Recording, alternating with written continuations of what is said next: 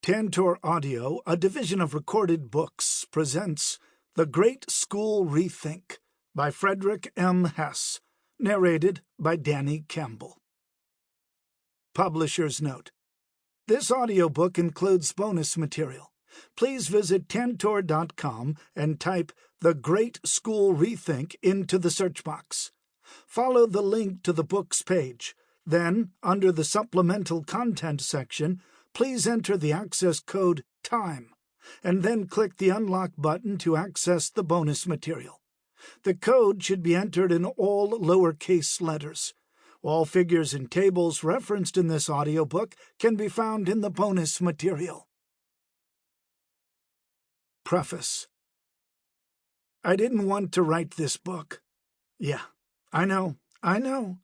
But lots of experts have penned lots of books offering lots of recipes for reforming schools.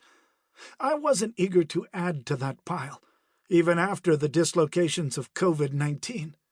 Worse, when funders, advocates, and the U.S. Secretary of Education started burbling about the need for a post-pandemic Great Reset, the grandiose rhetoric and cavalier confidence that they knew just how things should be reset left me cold.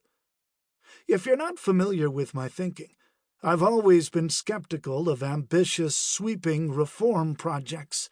I was never a big fan of No Child Left Behind, Race to the Top, or the Common Core. As I wrote several years ago in Letters to a Young Education Reformer, I'm more interested in stripping away anachronistic policies and empowering educators than in imposing my preferred practices and programs. That's because I think the best designed and most promising solutions will come from educators and entrepreneurs on the ground, and not from reformers ensconced in office buildings in state capitals or Washington, D.C. I see reform less as a roster of fixes to be imposed, and more as a dynamic process of reinvention, evolution, and support for those doing the work.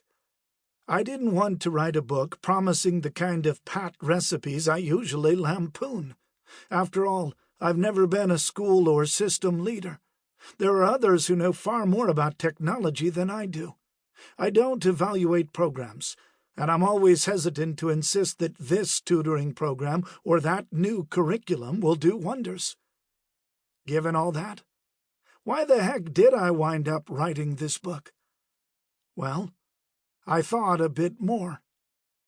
When schools across the land closed their doors in March 2020, it was the greatest shock that American education had ever experienced. As families, communities, and neighborhoods dealt with the fallout, many things became newly clear. Too much school time gets wasted. The parent-school relationship has grown distant. Families need more and better school options. Schools are too inflexible and don't make good use of new technologies. None of this means that school leaders or public officials need another 11-point plan with colorful PowerPoint slides from on high. And it sure doesn't mean they need some great reset. But it does make it a good time to ask hard questions about how schools use time and talent, what they do with digital tools, and how they work with parents. After some reflection, I concluded that I might have something to offer after all. I've spent a couple of decades engaging on just these questions with teachers, school and system leaders, policymakers, union chiefs, tech entrepreneurs, influential researchers, and deep-pocketed funders. During the decade-plus I've penned Education Week's Rick Hess Straight Up column, I've interviewed and learned from hundreds of educators, entrepreneurs, and scholars about the kinds of staffing and technological challenges that schools are wrestling with today. I've taken hard looks at a slew of reforms, new programs, and models, and talked to the individuals who've developed them. Heck, a few years back, I got tagged as the grumpy uncle of school reform. I've always tried to speak bluntly about both the possibilities and shortcomings of school improvement strategies, as well as what it takes for them to deliver. I've spent a lot of years teaching, speaking to, and working with school and system leaders, teachers, and policymakers, helping them sort through problems and points of confusion. I've developed lessons to help them wrestle with the kinds of challenges that the pandemic brought to the fore. The more I thought about it, the more writing this book felt like an opportunity to distill much of what I've shared in so many other forums. I may not have a prescription for a great reset, but I don't think we need one. Indeed, I fear the search for the grand solution has helped fuel the spinning of wheels that has yielded, to quote the great education scholar Charles Payne, so much reform, so little change. And, having experienced the pandemic as a dad with 2 young school-age kids, my professional cool was tempered by parental frustration. Watching schools struggle to answer the challenges of a once-in-a-century cataclysm highlighted and exacerbated long-time frailties. Overburdened teachers, disengaged students, impersonal education technology, a lack of transparency, a chasm between time spent in school and time spent learning, a need for more family-friendly options, strained parent-school relationships. As I pondered the opportunities to do better, it struck me that there's less need for a great reset than a great rethink. Instead of more self-assured answers, there might be more value in helping to ensure that we're asking the right questions. If that impulse doesn't come naturally to many of those passionately seeking to improve schools, that just may make it all the more necessary. Why rethink? The moment I start talking about the need for a rethink, many in the audience quite reasonably ask, "What exactly do you mean by rethinking?" Or, "So how do you want schools to change?" Or, "Is there a hidden agenda here?" These are the fairest of questions. I'll answer as best I can. For starters, lots of sensible education leaders, parents, and teachers are leery of talk about rethinking. I get it. I do. I mean, my inbox is filled most days with press releases from corporate flacks who say things like, "We live in a digitized 2.0 Bitcoin, Netflix, Uber, DoorDash world, and schools need to compete by rethinking to leverage cognitive connectivity and hyper-personalized nanotechnology." This stuff is both icky and banal. But it's a mistake to be unduly distracted by the quacks and the charlatans. They can borrow some of these words, but that doesn't give them custody of the ideas. So, what do I mean when I talk about rethinking? Well, schools are organized today in ways that waste time, overburden educators, misuse technology, and alienate parents. Worse, schools too often take the most human and heartfelt of acts, the mentoring of kids and sharing of knowledge, and turn them into drudgery. Rethinking isn't merely about asking how to do the same things better, but how to liberate kids from tedium and educators from pointless tasks and paperwork. It entails asking how new tools can offer students richer experiences, how schools can more fully partner with parents, and how students can spend more time engaging with skilled teachers and stimulating mentors. How do I want schools to change? I want kids to play more games, master more rigorous math, read more fiction, engage in more debates, play more music, and learn more history. I want schools to be both more rigorous and more joyous. I want more assurance that 7-year-olds are mastering the building blocks of literacy, and more freedom for 17-year-olds to be out in the world learning a trade. I want schools to find ways to do vastly better with struggling students and with high achievers. I want teachers to have more control over their profession and more freedom to focus on the things that matter for kids. As I said, I don't claim to have any pat recipes for making this happen. That's why I offer a rethink rather than a reset. Resets start with recipes. Rethinking with the right questions about what comes next. Authors who write books like this are usually making the case for specific programs, policies, or projects. Here, while I'll discuss particular endeavors at various points, My intent is not to suggest you've got to do this, but to ask what we can learn from these models. Do I have a hidden agenda in all of this?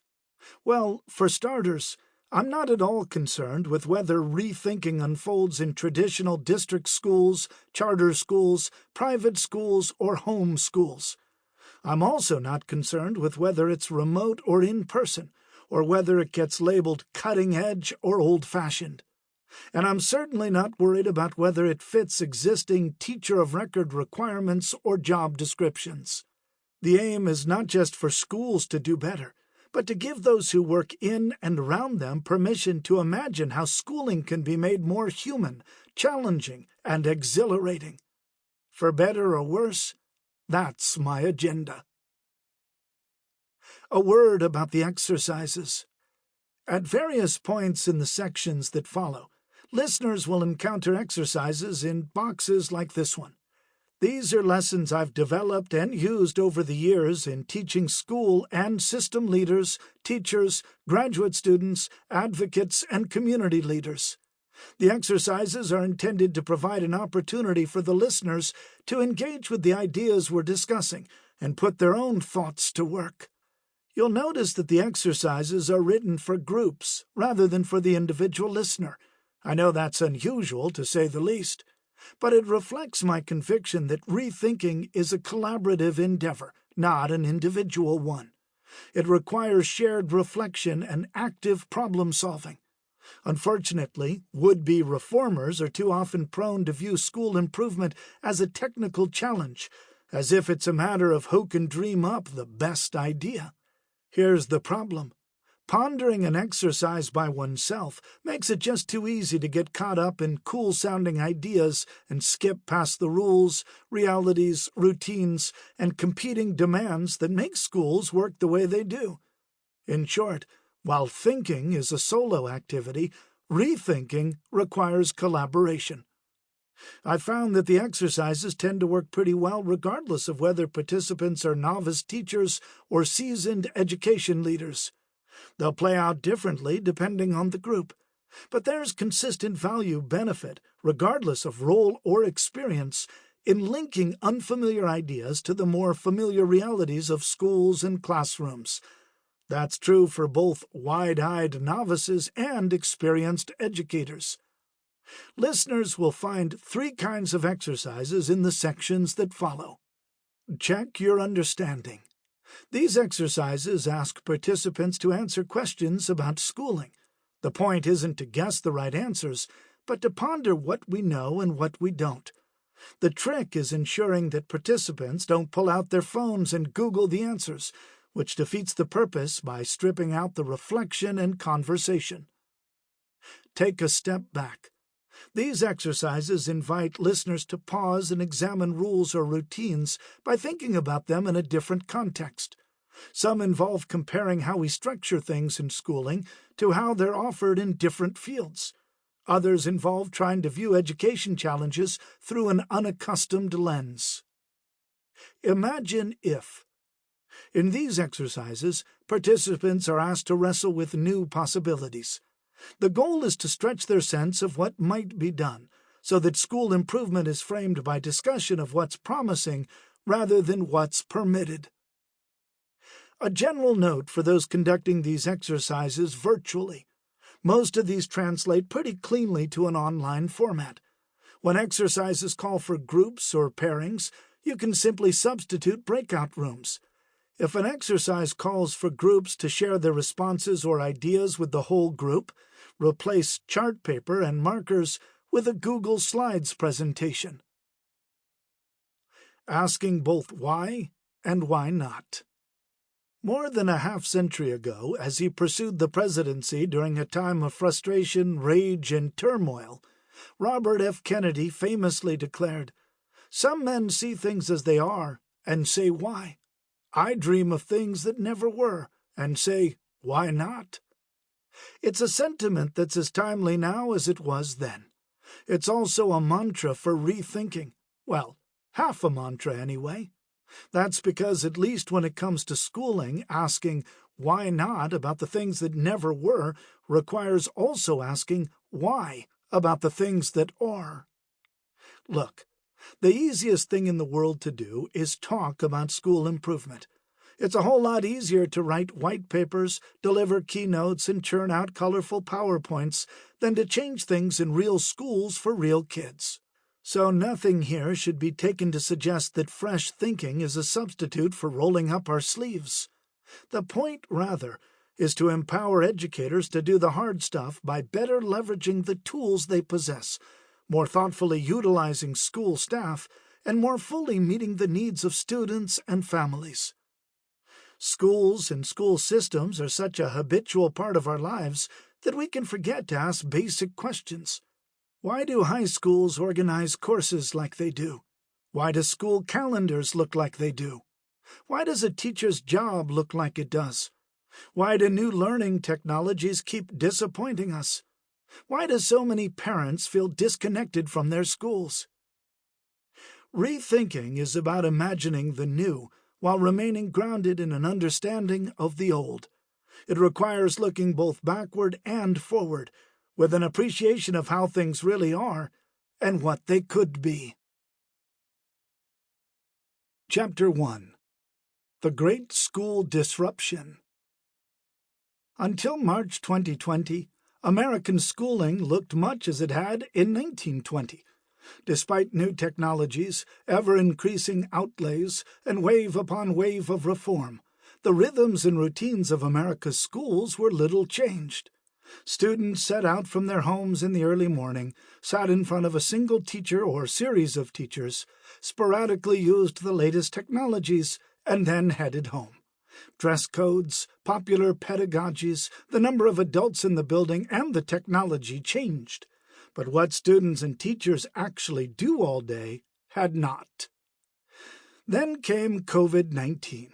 Schools shuttered across the nation, forcing educators and families to scramble.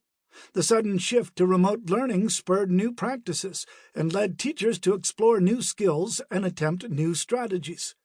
The pandemic altered household routines and upended how tens of millions of families interacted with schools. And it gave families an unparalleled window into what happens during the school day. Even as the pandemic receded, disruption lingered. Students had suffered staggering learning loss. Behavioral and disciplinary issues were rampant. Enrollment in the nation's public schools declined by more than 1 million students, the biggest drop ever recorded. In New York City, the nation's largest school district, enrollment fell by a quarter, from more than 1 million students to 760,000. Schools were plagued by widespread staffing challenges. Interest in homeschooling and other alternatives exploded. All of this loosened the status quo's grip on school norms, parent expectations, and the public imagination. The upshot? The pandemic aggravated and illuminated frustrations that had long been simmering in American education. At the same time, the disruption born of this once-in-a-century pandemic made for an extraordinary opportunity to rethink K-12 schooling. Unfortunately, as school systems spent vast sums to address COVID-19 and its aftermath, the responses were all too familiar. Add staff, buy tablets, seek better curricula, and chase the latest instructional fad. For decades, advocates have tried a host of similar reforms. In recent years, 3 of the most prominent were pushes to revamp teacher evaluation, promote new academic standards, and pursue ambitious school turnaround strategies. The results were consistently disappointing. In 2018, a 7-year evaluation of the Bill and Melinda Gates Foundation's $575 million Intensive Partnerships for Effective Teaching initiative, the crown jewel of a sweeping national push to overhaul teacher evaluation, concluded that the effort failed to boost student achievement, attract talented teachers, or even change the results of teacher evaluation. The ambitious, controversial Common Core state standards ultimately had no impact on student achievement. A massive federal study concluded that the billions spent on the federal school improvement grant program hadn't improved student outcomes. I could go on, but I'll spare you the litany. Meanwhile, there are pressing challenges that need to be addressed. The performance of American students has long been mediocre at best on international assessments. In 2019, even before the devastation of the pandemic, 2 of 3 fourth graders were rated below proficient in reading on the National Assessment of Educational Progress, NAEP. The NAEP also makes clear that reading and math performance had plateaued for a decade before the pandemic ever hit. Huge numbers of students are disengaged, especially in high school. A troubling number of youth reported feeling lonely and anxious even before COVID-19, and those numbers skyrocketed during the pandemic. Parents report feeling disconnected from schools. Obviously, there is a raft of problems to solve. For all that, the sections ahead offer no grand unified agenda for solving them. I know that's not the way this is usually done. Most books of this ilk set out, understandably, with clear solutions in mind. If they address the use of time, it's because they're calling for an extended school day, a longer school year, or a new model of scheduling. If they address school choice, it's because they're out to make the case for or against it. Such an approach has value, but it also has limitations. The recommendations only rarely work as advertised. In some schools or communities, they may not even be feasible. The emphasis on prescribed answers can make it harder to ask critical questions, and a prefab agenda can make it tougher for educators, parents, or community leaders to focus on forging solutions that meet their specific circumstances. I'm more interested in what educators might do rather than what they must do across schools and communities with very different needs. How might they look anew at the use of time, talent, and technology? How might they rethink the role of choice or the relationship between schools and families? In a nutshell, to the extent I have an agenda here, it's to expand the realm of what's possible when it comes to school improvement. Punctuated equilibrium. Despite the dismal track record of so many high-profile reforms, the faith that more is better has long been an organizing principle of school improvement. Even though after inflation, per-pupil spending nearly tripled over the past half-century, there's a widespread conviction that more funding will make all the difference. Even as school employees increased at a rate that far outstripped enrollment, there's an insistence that more staff are needed.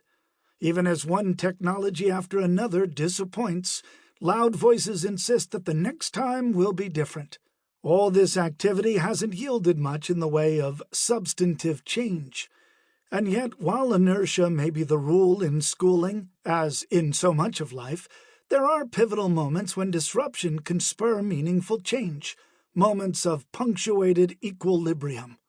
Evolutionary biologists Stephen Jay Gould and Niles Eldredge coined the term punctuated equilibrium in 1972 to describe those times when massive disruptions trigger a burst of evolutionary activity. The classic illustration is the Chicxulub meteor strike that killed off the dinosaurs 65 million years ago, giving rise to an explosion of new life. Gould and Eldredge posited that dramatic evolutionary shifts aren't due to incremental changes, but to these kinds of unforeseen events. In education, there have been such moments. The printing press was one. It transformed books from the private preserve of monasteries, royal libraries, and the fortunate few into a universal means for sharing knowledge, and literacy from an oddity into a prized skill. For American education, waves of Catholic immigration prompted 19th-century common school reformers' frenzied efforts to remake schooling. In the late 1950s, the launch of Sputnik was another such moment, as the Soviet satellite launch fueled an explosion of activity in math and science education.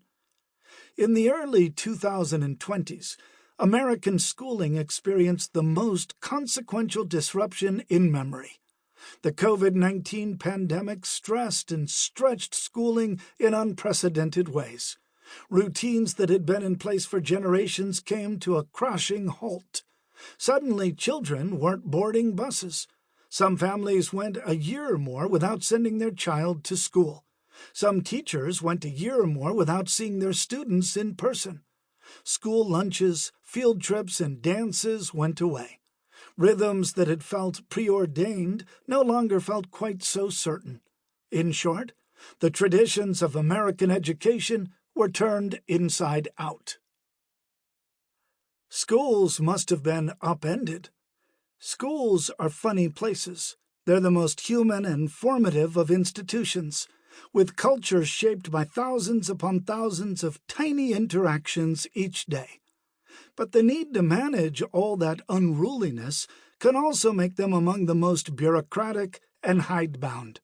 Perhaps this tension is why schools are steadily bombarded by wave upon wave of proposed changes, yielding a culture of spinning wheels in which veteran educators wait out each successive wave as they wearily reassure one another, "This too shall pass."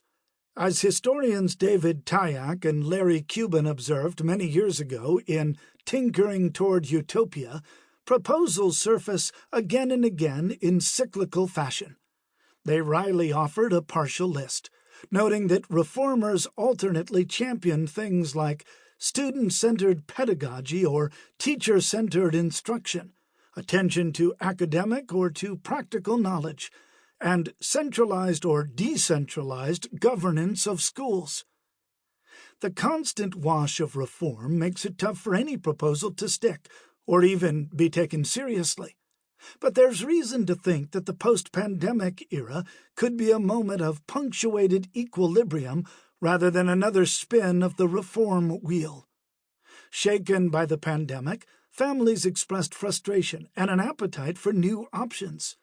Given heightened visibility into the classroom, many parents grew increasingly engaged, sometimes to the consternation of teachers or school leaders. Asked to grade the nation's schools, in 2022, just 1 in 5 Americans gave them an A or B. In 2021, 55% of parents said American education was on the wrong track. Also in 2021, 44% of the public gave the nation's police a grade of A or B, nearly twice the 23% who graded schools the same way. And this was after a year of intense national attention to police misconduct. Meanwhile, during the pandemic, homeschooling spiked. Tens of thousands of learning pods sprouted across the land.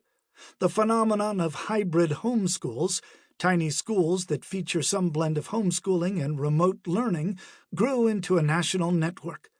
The pandemic drove enrollment increases at charter and private schools, and historic declines in traditional public schools, especially in the big districts that stayed remote the longest.